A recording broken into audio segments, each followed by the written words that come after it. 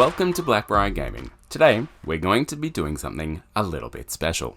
We're kicking off the first episode in our How to Build an Old World Army series. This series will take a look at each faction and provide an in-depth guide on how one might go about building out a force, including spicy combos and full army lists. This series aims to provide some real analysis around army composition, tactical considerations, and competitiveness. As this series needs to consider Arcane Journals, they'll be developed as the factions get their full releases. Due to this, we'll be kicking off with the Kingdom of Bretonnia and looking at the 3 different ways you may want to create your knightly force. But fear not, Legacy players, when there are gaps in between core faction releases, they'll be filled up with Legacy faction army building goodness.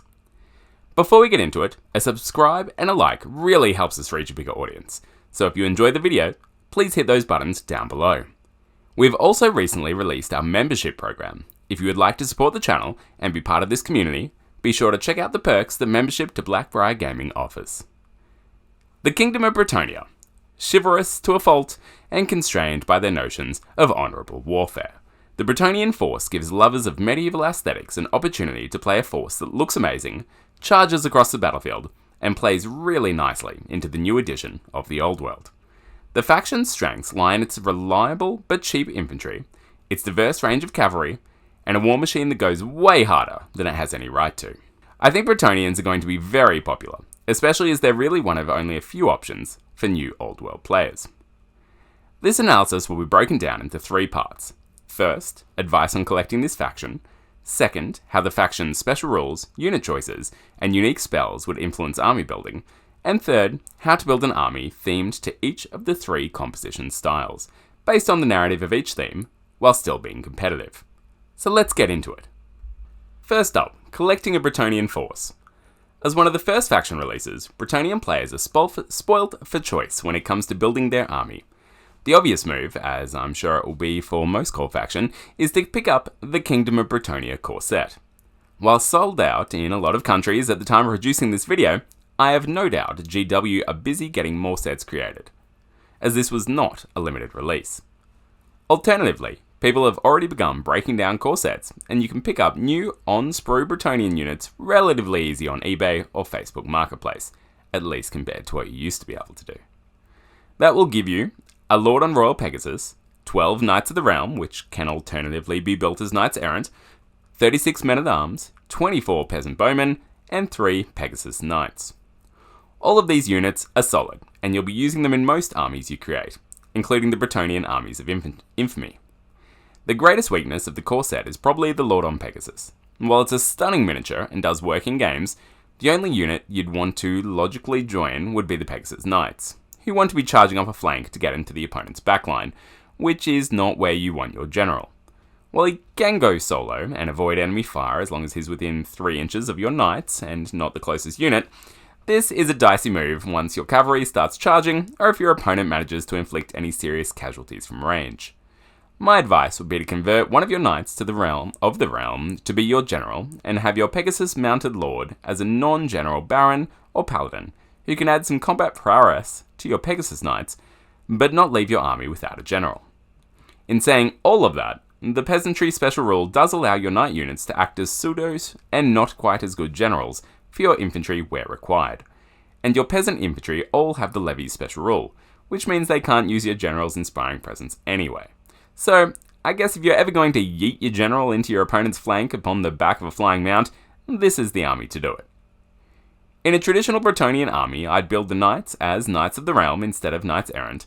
For 5 points, you get an extra pip of weapon skill and leadership, you get the option for a cheap magic item on your first knight, you gain the countercharge special rule, and you're not impetuous.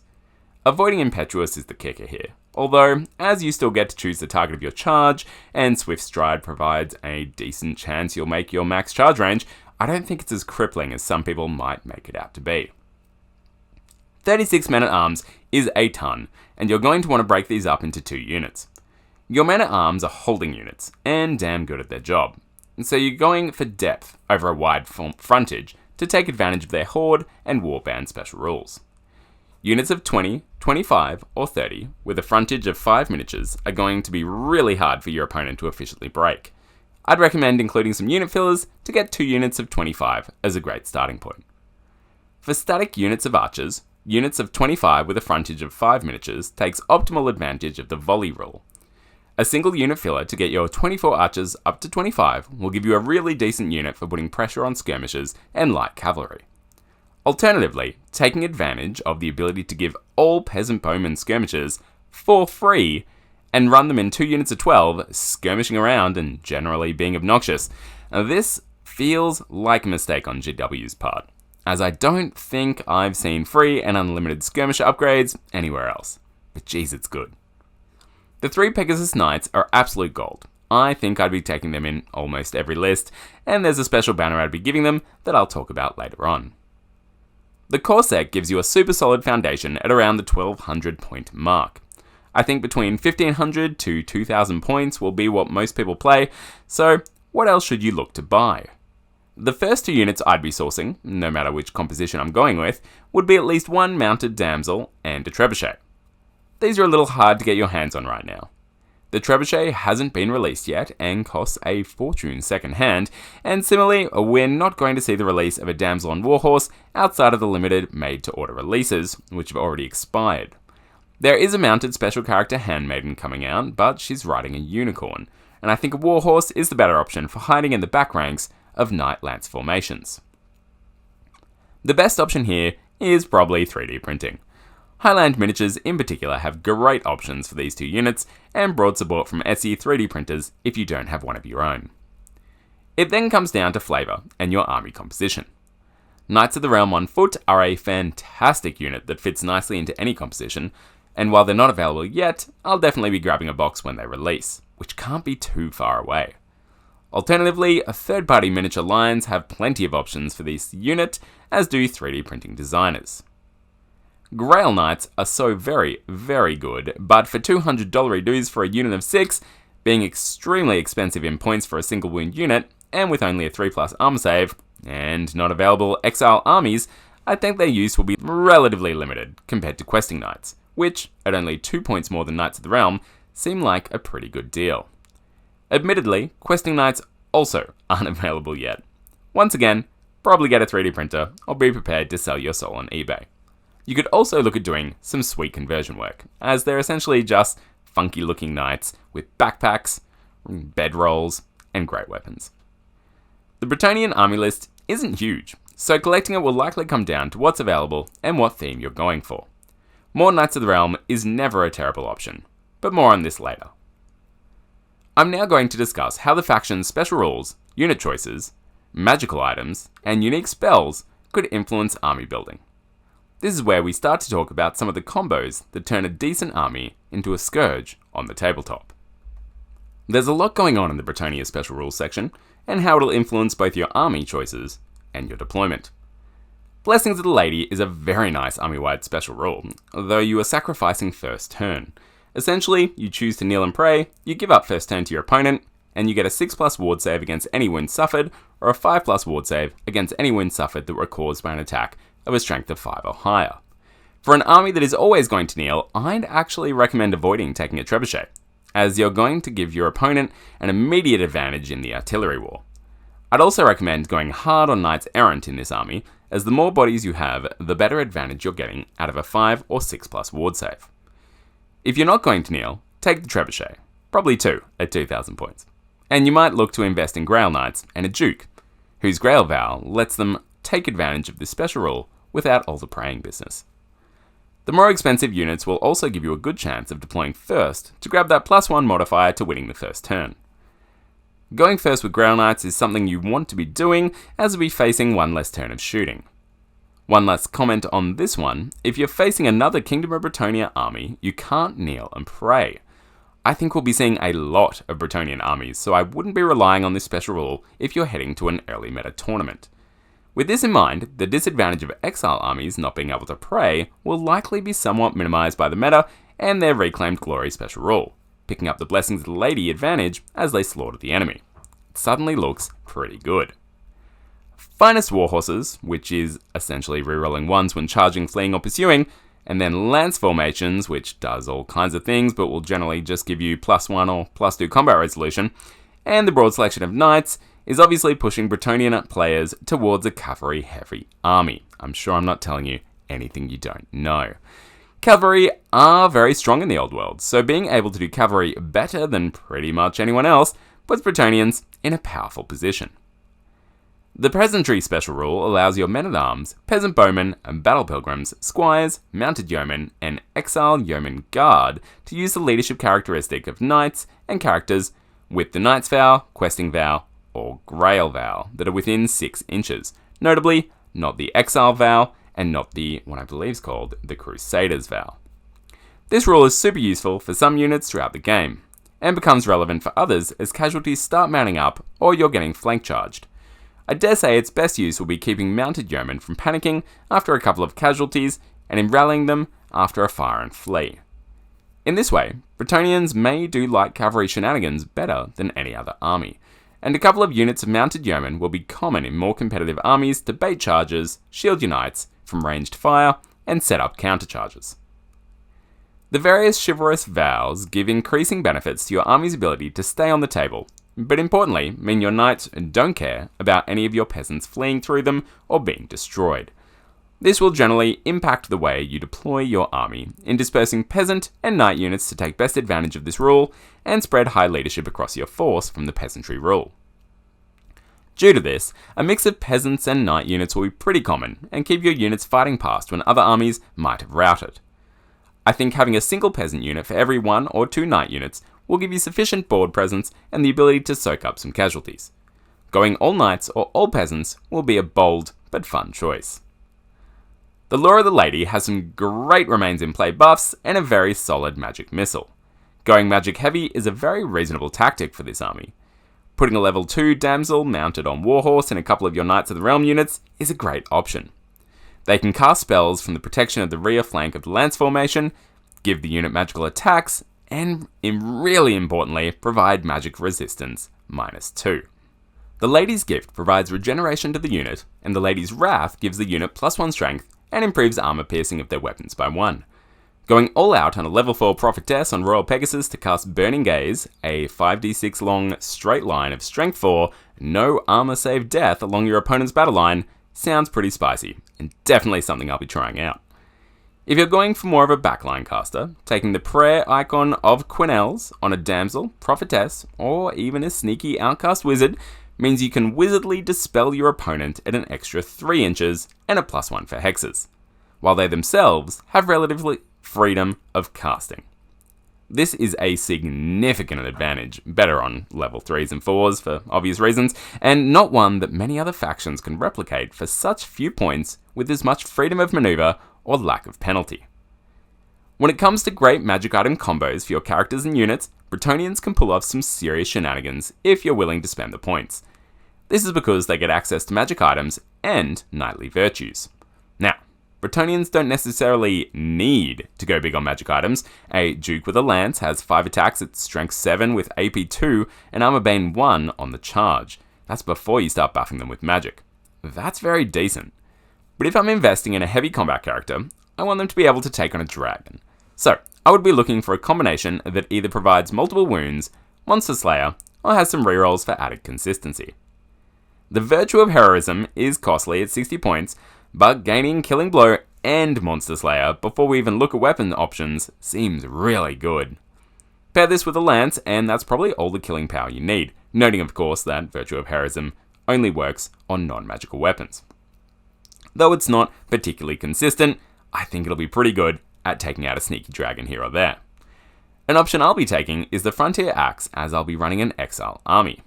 Strength +2, AP 3, and multiple wounds 2, even after the first round of combat, for only 30 points, is super efficient.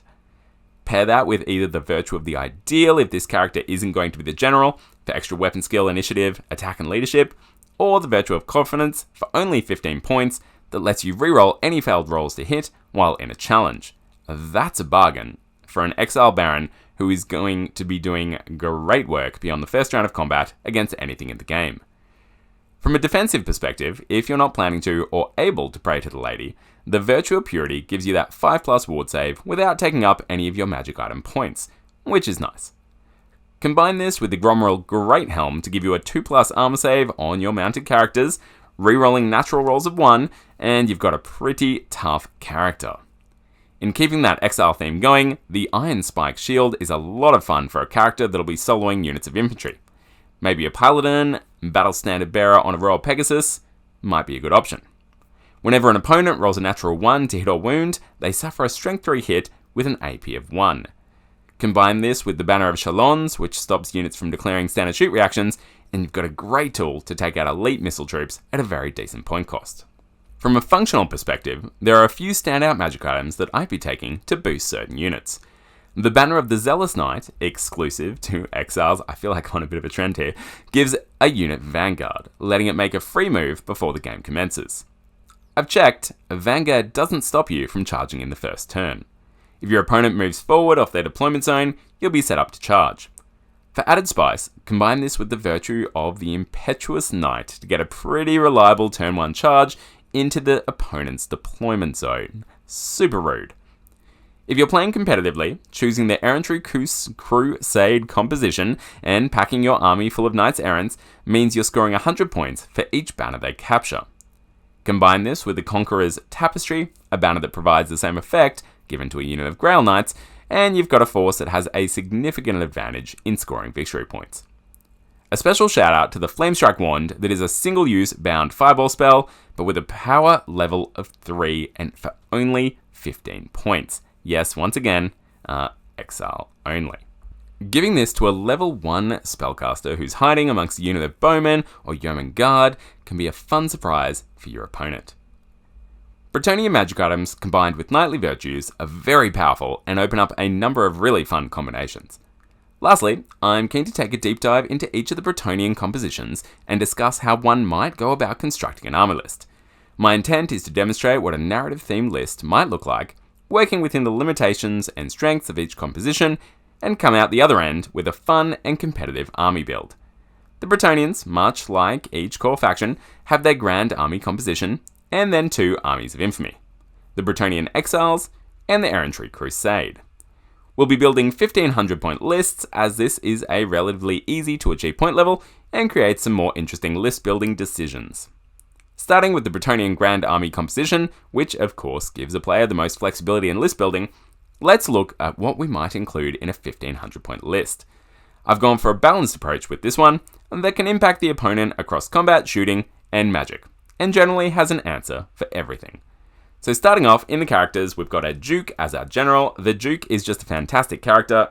His stats are just great, above and beyond pretty much anything else humans can do. I've kept him pretty cheap considering. I've given him a Lance, Heavy Armor, Shield, Bretonnian Warhorse, Gromrel Greathelm, and Virtue of Heroism. Now when I say cheap, okay, not as cheap as he theoretically could be, but with those 2 items, he is both extremely killy and extremely defensive, with that 2+ essentially rerollable save.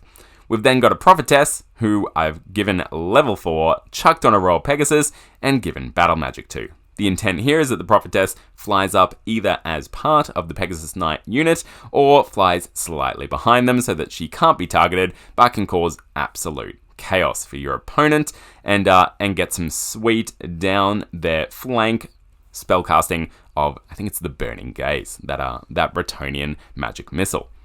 Lastly, a Paladin Battle Standard Bearer. This I've put in almost all the lists. Bretonnians get Battle Standard Bearer upgrade for free, so it feels kind of bad not to take it, because it's 25 points you're just missing out on.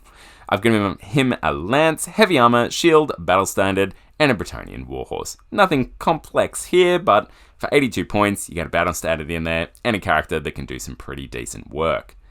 For core, I've gone with 26 men at arms, with pole arms of course, hand weapons, shields, light armor, yeoman, standard bearer, musician, and Grail Monk. The 2 champions there is the real key, which I think is a really nice strength of this unit. This is meant to be the tar pit that you put in front of your opponent's unit that can't put out too much damage. That is quite elite. Next up is a couple of units of 10 peasant bowmen. 10 each is a minimum for them. Keep it nice and cheap, but give them skirmishes. Skirmishing for free is outrageous. And units of 10 of them can just cause just be a menace. Just be a menace for your opponent. Next up, a couple of identical units of 5 mounted Knights of the Realm.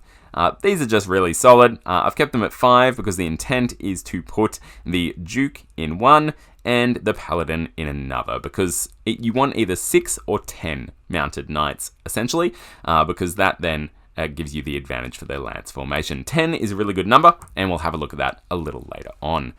In this list, it was going to be a bit too expensive. Next up, we've got the Pegasus Knights in special, just 3, nothing complex here, but I've given them the Banner of Shalons that I talked about before. Essentially, it stops the opponent from doing stand and shoot reactions, which for the Pegasus Knights, seeing as you've only got 6 wounds in that unit, and they're not exactly the toughest things in the world, that's going to be really great for getting those charges off on those kind of flank shooting units. Next up in the special area, I've got 5 mounted yeomen. I've paid for shields, or do they come with it standard? Doesn't matter. And then given them feigned flight, which essentially allows them to automatically regroup after they fire and flee. These are going to be great for redirecting enemy charges and putting them in an awkward position to be able to then countercharge. In the rest slot, we've simply got a trebuchet. Super solid unit. Yes, I said you might not want to take a trebuchet in an army that you're going to be praying, but here we are. It's great. It'll do work no matter what, as long as it doesn't get taken out on that first turn, which is at least rarer now than it used to be. For a total that comes to 1,500 points. That is the balanced Grand Army composition. There's plenty of other ways you can build that. You can get, there's no Grail Knights. Obviously here are Questing Knights. I kept them out because I've included them in my army list, but they're definitely things you might want to be looking at, as well as going a little harder on Knights of the Realm. Next, we'll look at a Bretonnian Exiles 1,500 point list. This composition is the more restrictive of the 3, but has a number of really interesting options that add some serious flavor to army building. I've leaned into a few gimmicks with this army that may not be particularly consistent, but will be a lot of fun to try and pull off. Before we have a look at the list, let's quickly look through the rules that make an Exile army unique. So there's 3 main special rules here. You've got Banished Lords, you've got the Exile's Vow, and you've got Reclaimed Glory. Banished Lords, essentially Barons and Paladins. You can't take a Duke in this army. Barons and Paladins within a Bretonnian Exile army cannot have the Grail Vow. However, the following characters and units may replace the Knight's Vow with the Exile's Vow for free. Now, do note that when you do that, your peasants can no longer take advantage of their leadership. Just something to consider. So, Barons or Paladins, Knights of the Realm on foot, Knights Errants, Mounted Knights of the Realm, and Pegasus Knights. So the Exile Vow gives you, it's a chivalrous vow. A model with this vow has the Stubborn and Veteran special rules. Stubborn, not that exciting, but Veterans is really good. It lets you reroll leadership checks. Now, with Battle Standard Bearers only working for Rally, Break, and Flee, I want to say? No, Panic. There we go. Panic, Break, and the other one that I mentioned. Yep. Doing great. But it doesn't work for all leadership checks, I think, like it used to. So having Veteran and being able to reroll leadership is really good. In addition, a model with his vow does not have to make panic tests, just like the others when peasants are destroyed. They simply do not care. So yeah, getting Stubborn and Veteran for the Exile vow there, instead of the Knight's vow, which essentially gives you nothing, unless I'm wrong there. Let's have a quick look while we're here. The Knight's vow does not have to make a panic test when a friendly unit with the peasantry special rule is destroyed. That's all it does, right? So the Knight's Vow is very average. So getting to replace that with the Exile's Vow for free and getting Stubborn and Veteran on all those units that otherwise didn't really get anything from the Knight's Vow is really nice. Noting once again, your peasantry then can't take advantage of their leadership for them being within 6. Moving on, Reclaimed Glory. A Bretonnian Exiles army cannot pray for the Blessing of the Lady at the beginning of the game. However, should a unit with the Blessings of the Lady's special rule make an overrun move or make contact with a fleeing enemy unit during a charge or pursuit move, that unit will immediately gain the benefits of the Blessing of the Lady's special rule as if it had prayed at the start of the game. Additionally, should a character with the Blessings of the Lady's special rule kill an enemy character in a challenge, they and any unit they have joined will immediately gain the benefits of the Blessing of the Lady special rule. If it's then lost, it can't be gained again. This is fantastic. So not praying means you get the chance to go first. You'll probably get the +1 modifier because this is a very elite army. And in a Bretonnian matchup, a Bretonnian game, you're going to be at quite the advantage if they're not an Exile army because they can't pray. Because the Lady frowns upon internecine conflict. So this is actually a really good rule that's definitely going to come into play. So my advice would be go hard for those kind of chaff units to begin with, because when you cut them down or destroy them, you're going to get the benefit there. It has to be cutting them down, right? Make an overrun move. So yeah, so once you've destroyed them, you don't have to destroy them by chasing them down. It's when you overrun, which means you have destroyed the unit, or you then run them down. You get your ward save back. So there we go. So that is the 3 rules that affect the Exiles army. Let's now get into what we're looking at for the list. The first one, I've got the Baron as a general here. As I said, you can't take a Duke, which is a shame, but it is what it is. I've given him the Frontier Axe, which was that 30-point special weapon, magic weapon, there we go, with a whole bunch of extra strength. I want to say strength +2, AP +3, 2 wounds for only 30 points. That's so good. It is two-handed though, so you can't use a shield with it. So you'll see here that I haven't given the general a shield, have given him heavy armor. I would have loved to still give him a shield for use against shooting, but the points just weren't quite there. But chucked the guy on a hippogriff with barding, and then the Virtue of Purity to make sure he always has the a 5+ version of Blessings of the Lady, and I think it's always 5+ no matter the strength of your opponent's weapons. So a bit of an extra ward save there, which I thought was important, considering it's going to be on such a giant monster. But I thought the Hippogriff was a bit of fun, and why not give it a shot? And it's got a great kind of aesthetic for that exile piece. It is hunted down his own Hippogriff and tamed it in the wild. So I'll be going for a bit more of a wild-looking Hippogriff here when it comes to conversion and hobby shenanigans. So that's the general. Baron on Hippogriff. Have a bit of fun with it. I have then gone for that Battle Standard Bearer. You get it for free. Why wouldn't you? Here I've gone for a Paladin on a Royal Pegasus with the Iron Spike Shield, the Banner of Shalons, and a Potion of Foolhardiness. And a great weapon. So what's going on here? Essentially, my plan is for this Paladin to sneak around the flank and charge into an enemy unit of archers or, whatever. A missile troop, missile unit, whatever you want to call it, because they won't be able to Overwatch. Once they start hitting you back, they're going to be taking strength 3 hits for every 1 to roll for hitting and wounding. Roll of 1 to hit or wound, I should say. And the Potion of Foolhardiness is just in case that unit happens to cause fear or something like that. The Potion of Foolhardiness just makes them immune to psychology for that turn, so you don't have to worry about something like some Toon-King skeletons scaring your Paladin, because that would be quite embarrassing. So there we go, a bit of a fun unit. Is this the most consistent thing in the world? No. Is it going to be a bunch of fun? You betcha. I love the idea of that Iron Spike Shield when they start killing themselves as they throw themselves at him and get impaled upon his shield. The conversion potential there is lots of fun too. Lastly, in the characters bit for the Exiles, I've gone for an Outcast Wizard. Now, I did only go level 2 for this Wizard, but I think I'd have another look at this army list and try and get him up to level 3, because that's when the prayer icon of Quenelles really comes into its own, because then you're dispelling at 24 inches. With the prayer icon of Quenelles, that goes up to 27 inches, so you can play some absolute shenanigans with your opponent's level 4 wizards to make sure that you are within range for wizardly dispelling their spells, but they're not within range to wizardly dispel your spells. I then went with Demonology for this Outcast Wizard because it is a great lore, and how fun that you get to have Demonology in a Bretonnian list. I would obviously make that guy look really suspect and very evil looking, very dark looking with what that wizard's doing. Alright, the plan for that wizard is to go into a 10 Peasant Bowman unit, again with skirmishes. It's such a good unit for what it does, and giving skirmish to a wizard essentially gives them a 360 arc, lets them really have some good maneuver for pulling off those shenanigans with the dispelling ranges I was talking about, and means that when they miscast, the potential explosions aren't going to be as bad. So skirmish units for your wizards, heard it here first, probably not first, but it's a good idea. It works really nicely. Elsewhere in core, we've got 24 Yeoman Guard with hand weapons. I went with thrusting spears because you had to pay extra for the polearms here, but if you had the points, polearms are obviously better. Light armor, shields, warden, and Grail Monk. We're starting to cut some corners here because things started getting expensive. I went with 6 Mounted Knights of the Realm here because they won't have a character joining them, and just standard unit there with the Knights of the Realm, all the general things you'd expect. And then I went with 14 Knights of the Realm on foot.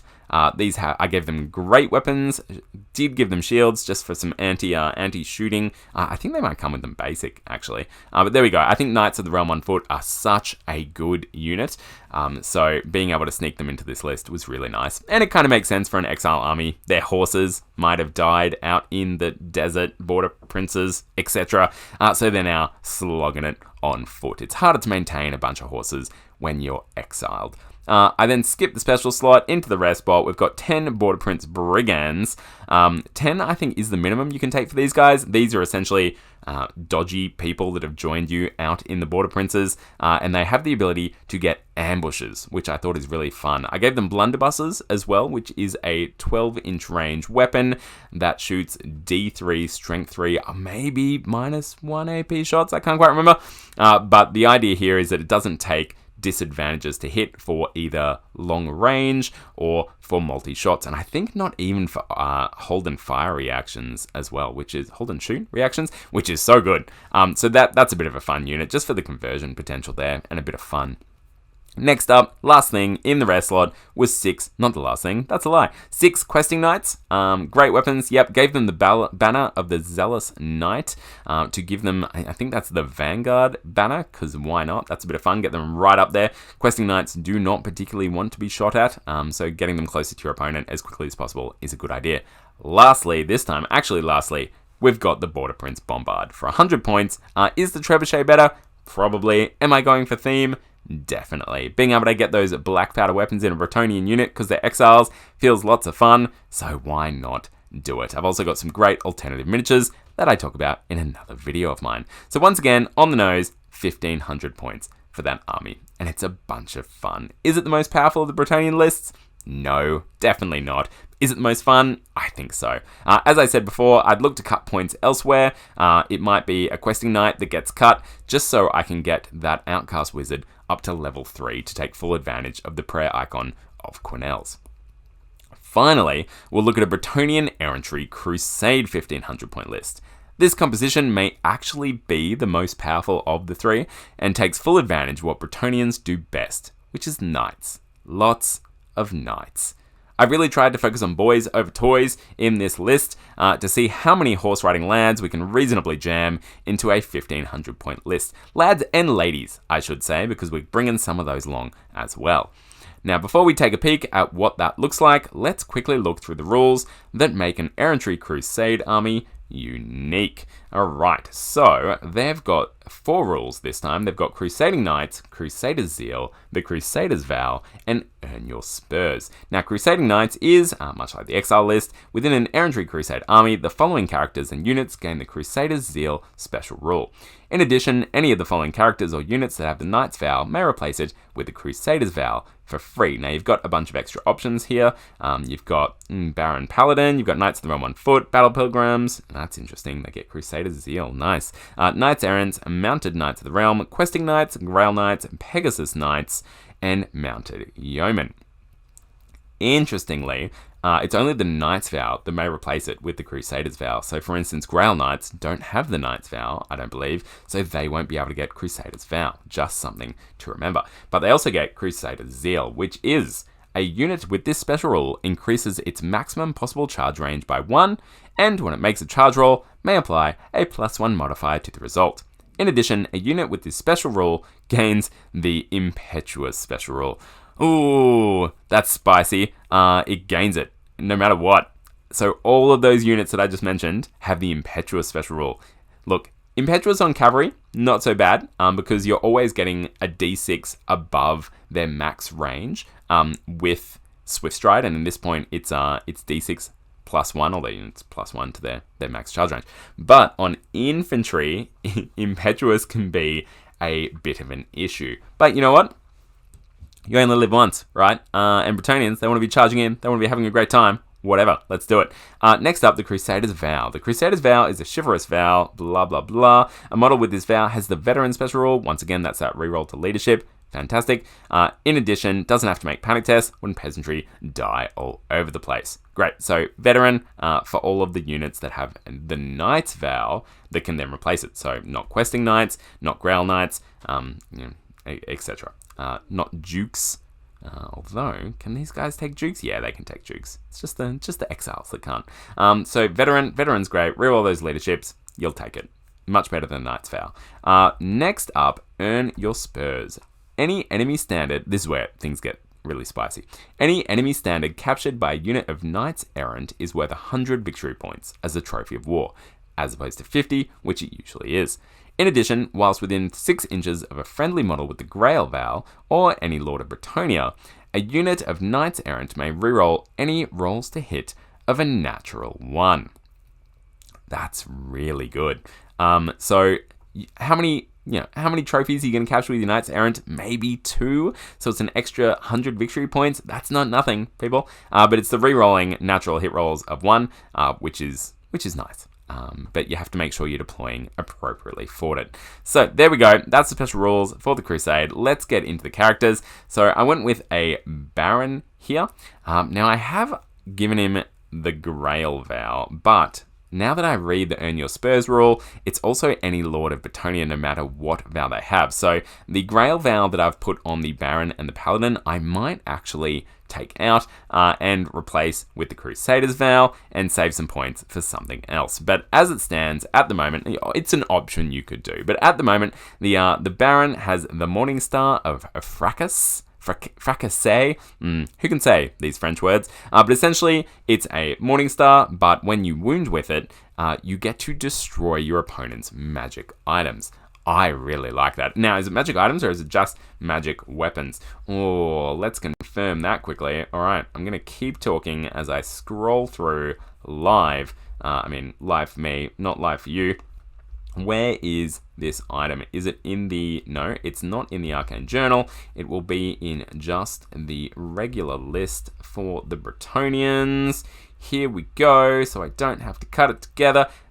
Morning Star of Fracas, any magic weapon. There you go. So it's destroying magic weapons, not magic items. That'd be way better. But look, magic weapons, pretty good. So if you get into a bit of a duel, you've gotten the charge off, you're swinging at high initiative, and you're going to be able to take out their magic weapon and therefore have quite the advantage, I dare say, in that combat. Also went with Syrian's Locket, which is just such a good magic item for 25 points. Models that are either infantry or cavalry, so you can't give it to someone on a hippogriff, which I originally did in one of my lists, which is really disappointing. But the bearer is immune to the multiple wounds special rule.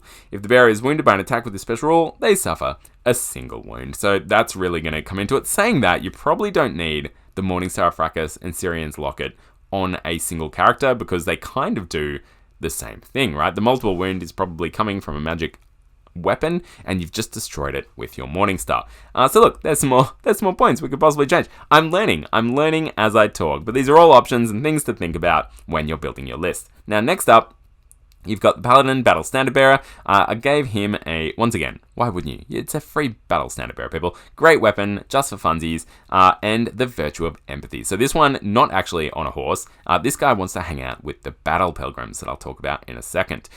So this one actually does need the Grail Vow, because that will give the Battle Pilgrims the Unbreakable special rule. But before then, a couple of damsels. Now, I think this damsel loadout, now not necessarily illusion. I've given these both illusion, but you could go with either of the other laws they have access to, battle magic or elementary elemental something or another. But essentially a level 2 damsel on a Bretonnian warhorse with whatever law of magic you're that way inclined.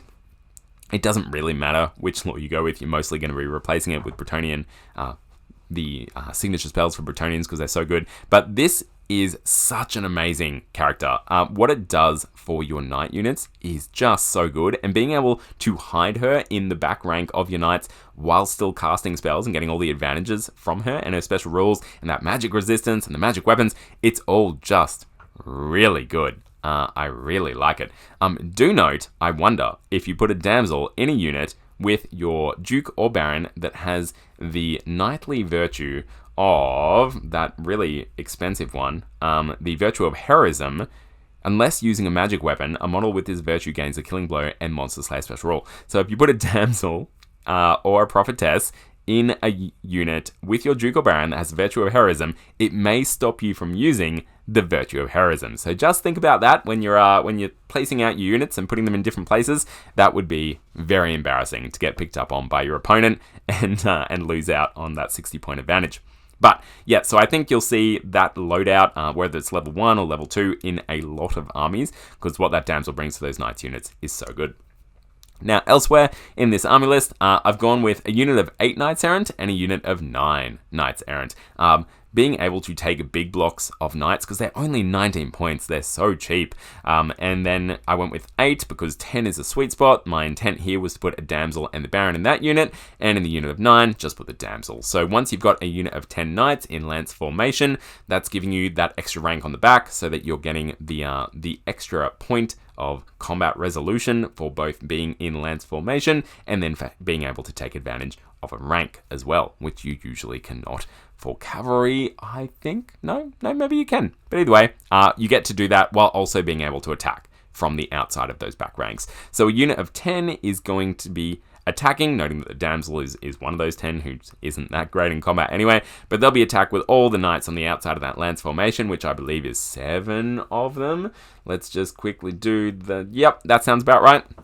Whereas any other unit of knights that's in or mounted cavalry, obviously cavalry is mounted, but a unit of 10, they're just going to have their regular 5 up the front and 5 up the back, but in this way you get to attack with 7 instead of 5. It's funky, it's fun, it's what Bretonians do, so taking 10 gives you full advantage of that. Moving on though, and Knights Errant heavy in this list because you then get to take advantage of the Crusade special rules, which is all about getting extra points for those standards, and they get the the reroll of 1 to hit. Lastly, in the core section, 18 battle pilgrims with a Grail relique. There we go, that's probably right. This is where that paladin, that battle standard bearer, was going to be hanging out. They will not be able to take advantage of the battle standard bearer because they're peasantry, but they don't care because they're unbreakable because they've got a relique within 6 inches of a model with the Grail vow. And the paladin can go with them because he has the virtue of empathy. This is a unit unbreakable. Unbreakable is so rare in this game, and mostly it's just for swarms. So being able to have a large unit that's a bit tougher than swarms and can actually put out a little bit of damage with a little bit of help, especially the Grail Reliquary, it has 6 attacks, right? Which is it's not nothing. So being unbreakable, super handy. Just put that right in front, force your opponent to charge it with the most expensive unit, and it's going to be held up for 2 or 3 turns as they have to kill every single last one of those damn battle pilgrims. I'd probably actually, come to think of it, place the paladin behind the unit, not in the unit, because they'd be able to pull out the paladin. Once they kill the paladin, the unit is no longer unbreakable, if they can kill a paladin. But so by putting the paladin behind the unit, I think you actually get the most out of it, because then they can't target him, and at the same time he's constantly giving that Grail vow advantage to the reliquary. Moving on into special, 3 Pegasus Knights. We're back. Pegasus Knights are great. Most armies, I think, will take them, especially because they come in the Bretonian core set now, the starter set, if you will. Didn't have the points to give them the Banner of Chalons, but wherever I did, I would. Actually, I kind of worked out I could save from probably some of the items or vows of the lords in general, so I'd probably be able to get the Chalons back in there. And lastly, in rare, we've got 6 Grail Knights. Now, this is the first time we've seen the Grail Knights in any of my lists. It's going to be interesting to see how popular these are. I think they're like 38 points or something outrageous. Hang on, let's have a quick look how expensive these lads are. Yeah, 38 points for a 1 wound unit. Oh, it's so expensive. Yes, they do a lot. They have 2 attacks, their weapon skill 6, their strength and toughness 4, their initiative 5. They're absolutely fantastic for so many reasons, but geez, they're expensive at 38 points. And past that charge, if you get into a second round of combat, you're going to start to be in a bit of trouble, because at that point, you're just using hand weapons, which don't even have any kind of AP on them, in line with a bunch of other races. Hand weapons do funky things. So, do I think they're great? Probably not. Do I think they're a bunch of fun and good? Yes. And that's why I've chucked them in here. So I've gone with 6 once again for that sweet spot for the lance formation, and haven't given them anything in particular funky, because 6 of them already cost 202 points. So there you go. And that totals, once again, right on the nose, 1,500 points. I like to really get to it. I sometimes make some slightly dodgy decisions just so I can get to exactly 1,500 points every single time. So that is the Errantry Crusade list. There's a few different things you can do. This isn't completely optimized. As I said, the main thing I do is looking at probably taking that Syrian's Locket away from the Baron, and instead using those points to give the Pegasus Knights the Banner of Shalons. That seems like a good way to go. Probably take the Grail's Vow off the Baron as well. He can just have the Crusader's Vow, I think is the name of that one, and then you get another 15 points to play around with. More Battle Pilgrims. The answer is always more Battle Pilgrims. I think this will be a really strong composition. Maybe it won't look exactly like this. People might go even cheaper and really go nuts on the Knights Errant. Less characters, more Knights. Wait and see. I think it's going to be great. But that is probably enough for today. That brings us to the end of our journey on building a narrative-driven but competitive Bretonnian army. Whether you keep it flexible with the Grand Army composition, employ some dirty tricks with an exile force, or unleash your very own Errantry Crusade, the Bretonnians look to be a fun army that will reward good decisions on the battlefield. There is a lot to look at with these old world factions, so if I've got anything wrong or I've missed any sweet combos, be sure to put them in the comments so we can all learn together. Importantly, make sure to keep rolling those dice and getting fired up for fantasy.